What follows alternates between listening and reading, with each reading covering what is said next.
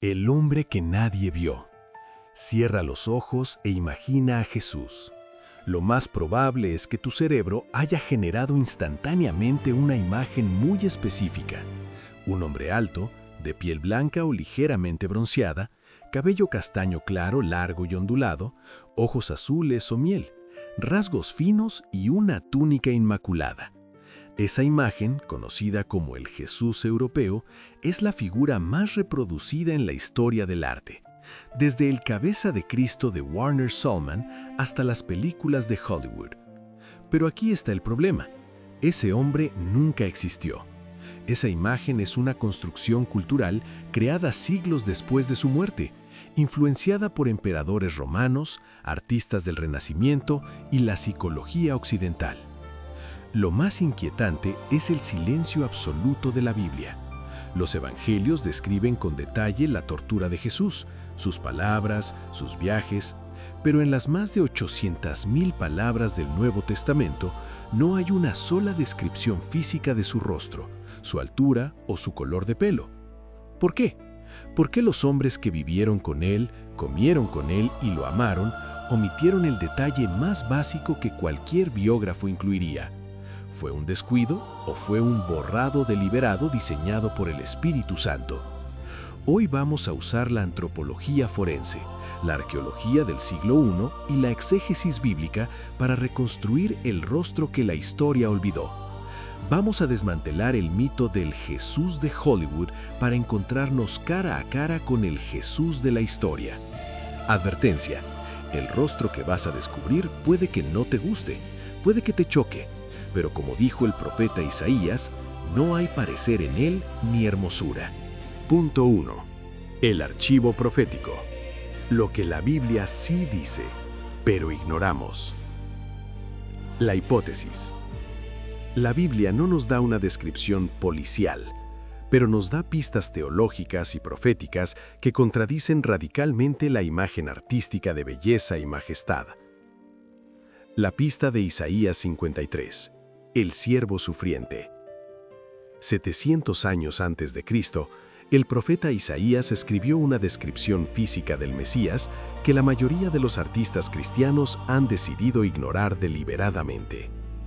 Isaías 53:2 dice: «Subirá cual renuevo delante de él, y como raíz de tierra seca. No hay parecer en él, ni hermosura. Le veremos, mas sin atractivo para que le deseemos». Analicemos esto. Sin atractivo. La palabra hebrea original sugiere a alguien físicamente ordinario, incluso promedio o feo para los estándares estéticos de la realeza. Jesús no tenía el halo ni el brillo sobrenatural que vemos en los cuadros. Su apariencia era tan común que necesitaba ser señalado. En el huerto de Getsemaní, Judas tuvo que besarlo para identificarlo. Si Jesús hubiera sido el hombre alto y resplandeciente de las películas, los soldados romanos lo habrían reconocido al instante entre los discípulos.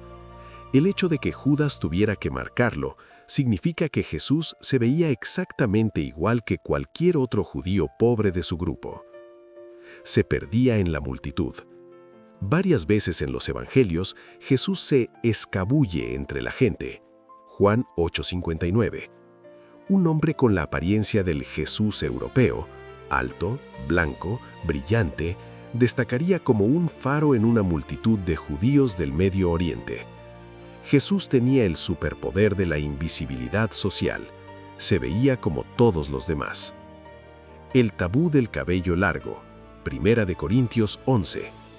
La imagen icónica de Jesús siempre incluye cabello largo y suelto sobre los hombros. Sin embargo, el apóstol Pablo, escribiendo apenas 20 años después de Jesús, dice en 1 Corintios 11:14, «La naturaleza misma ¿no os enseña que al varón le es deshonroso dejarse crecer el cabello?» Si Jesús hubiera tenido el cabello largo, Pablo, que dedicó su vida a imitar a Cristo, jamás habría escrito que el pelo largo es una deshonra para el hombre. En la cultura judía del siglo I, el cabello largo era señal de dos cosas: voto nazareo, como Sansón o Juan el Bautista, pero Jesús bebía vino y tocaba muertos, cosas prohibidas para los nazareos. Jesús era nazareno, de Nazaret, no nazareo, del voto. Señal de duelo o locura. Para un hombre judío promedio, el pelo se llevaba corto por higiene, piojos y norma cultural romana judía. La barba sí era estándar, pero el pelo largo es una invención medieval. Punto 2. El retrato forense, el ADN de Medio Oriente y la reconstrucción de Richard Neve. La hipótesis. Si aplicamos la ciencia forense moderna a los cráneos de judíos galileos del siglo I, obtenemos un molde biológico que nos acerca con un 90% de precisión a la realidad étnica de Jesús.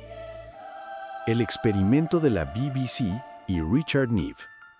En 2001, la BBC patrocinó un proyecto liderado por el antropólogo forense Richard Neve de la Universidad de Manchester. No usaron el cráneo de Jesús, obviamente, pero usaron 3 cráneos semitas encontrados en la región de Jerusalén, datados arqueológicamente en el tiempo de Jesús. Utilizaron tomografía computarizada y técnicas de reconstrucción de tejidos blandos, las mismas que usa el FBI para identificar cadáveres desconocidos.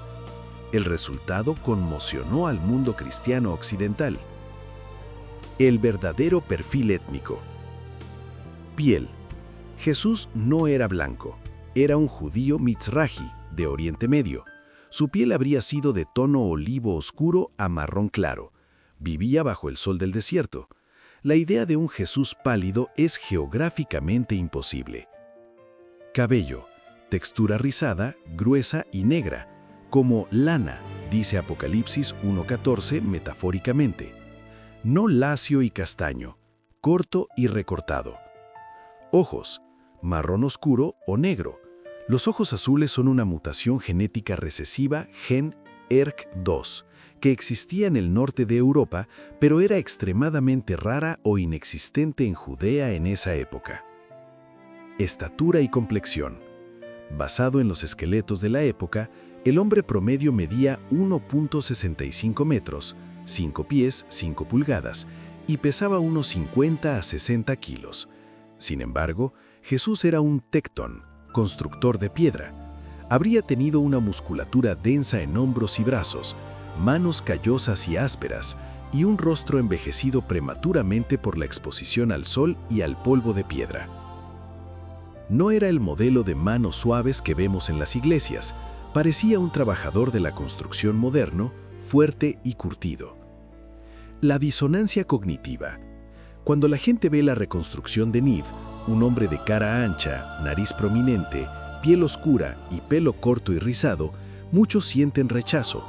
Ese no es mi Jesús. Ese rechazo revela cuánto hemos idolatrado la imagen cultural por encima de la realidad histórica. Hemos creado un Dios a nuestra imagen, occidental, en lugar de aceptar la imagen que Dios eligió para encarnarse.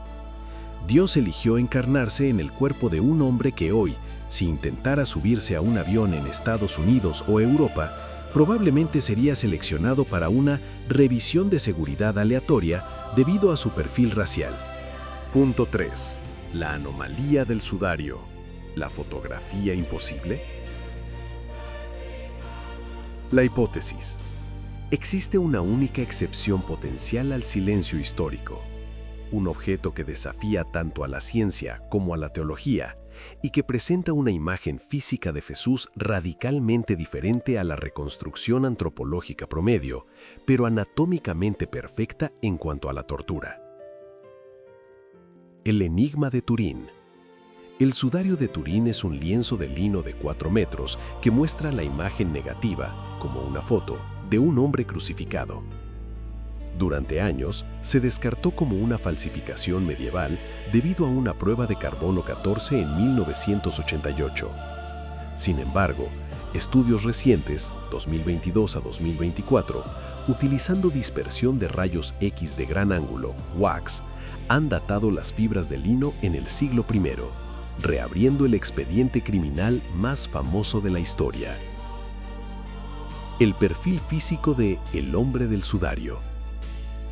Si aceptamos la posibilidad de que este sea el lienzo funerario de Jesús, la descripción física cambia drásticamente respecto al modelo promedio de Richard Neve. Altura. El hombre del sudario es inusualmente alto para su época. Mide aproximadamente 1.80 a 1.83 metros, 6 pies. Esto contradice la media semita de 1.65 metros. Constitución. Muestra una musculatura atlética y desarrollada, consistente con alguien que realizaba trabajo físico pesado, tectón, pero con una elegancia estructural. Rasgos. Tiene cabello largo, recogido en una coleta, típica de la época judía, no suelto como en el arte medieval, y una barba bífida. Sus rasgos son semitas, pero con una nariz aguileña y pómulos marcados. La paradoja de la fe. El sudario presenta un problema fascinante. Si es real, Jesús era un hombre imponente, un gigante entre los suyos. Los forenses que han estudiado la tela, como el doctor Pierre Barbet, afirman que la precisión anatómica de las heridas, los clavos en las muñecas y no en las manos, el flujo sanguíneo, el rigor mortis, era desconocida para cualquier falsificador medieval. El sudario sigue siendo el comodín de la historia. Si es falso, es la obra de arte más genial de la historia. Si es real, es la única Polaroid que tenemos del rostro de Dios, dejada atrás intencionalmente como un testigo silencioso de la resurrección. Punto 4. La Operación Apolo.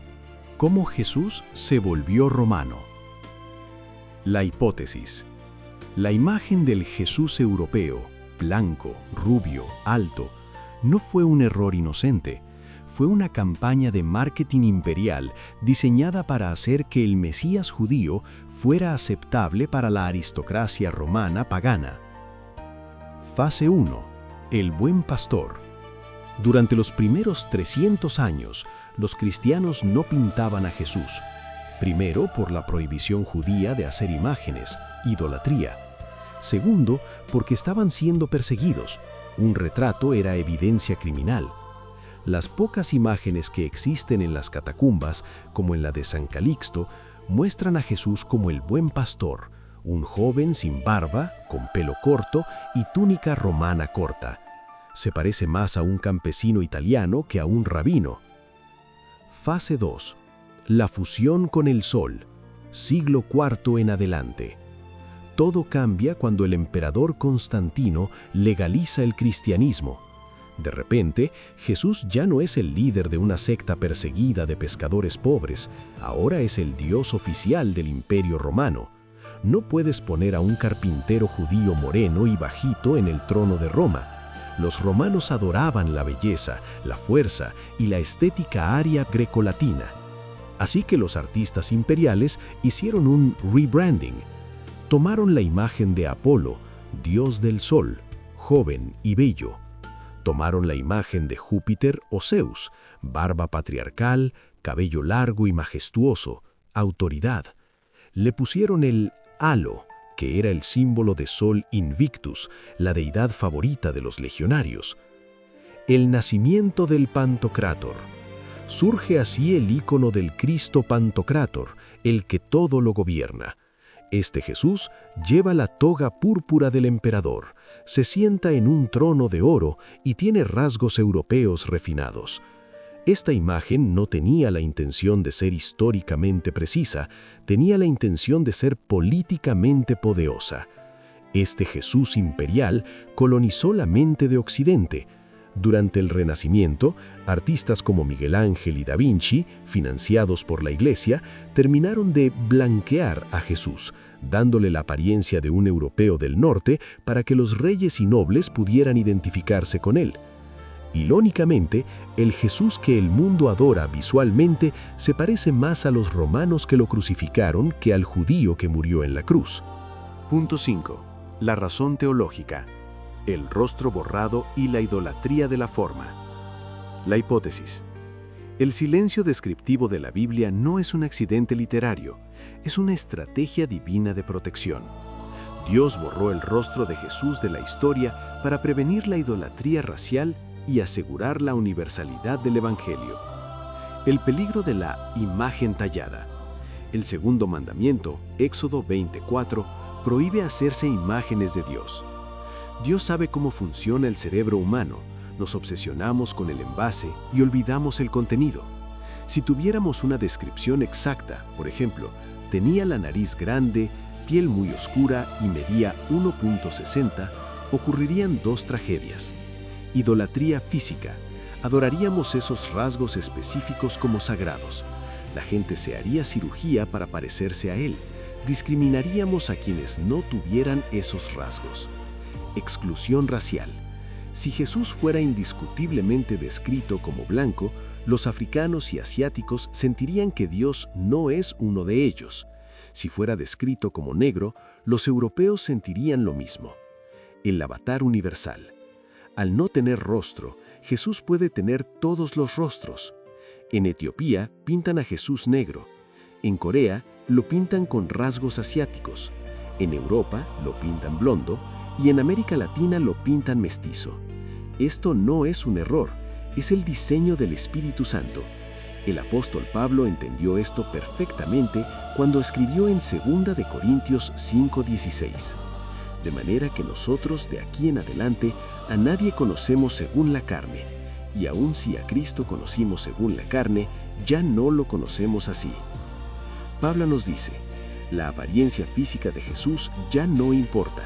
Su cuerpo humano judío fue la semilla que tuvo que morir. Su cuerpo resucitado es universal.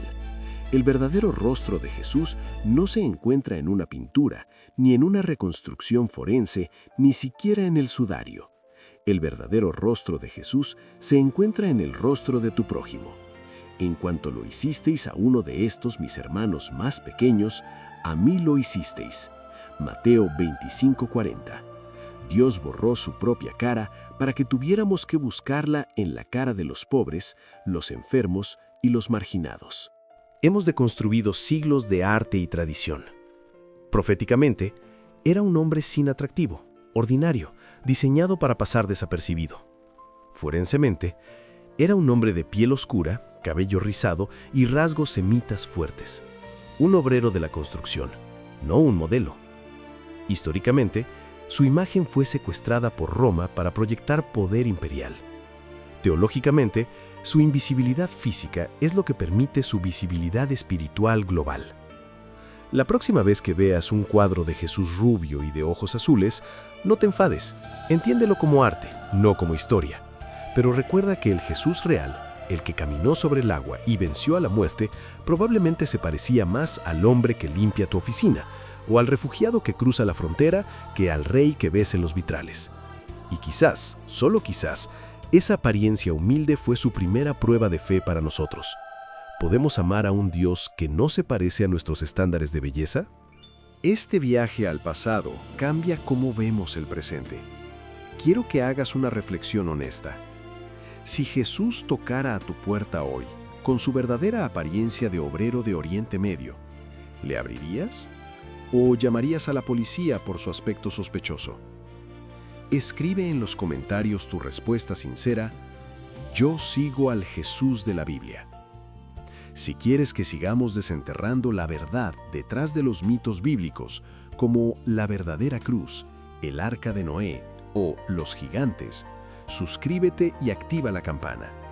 La verdad no siempre es bonita, pero siempre nos hace libres. Bendiciones.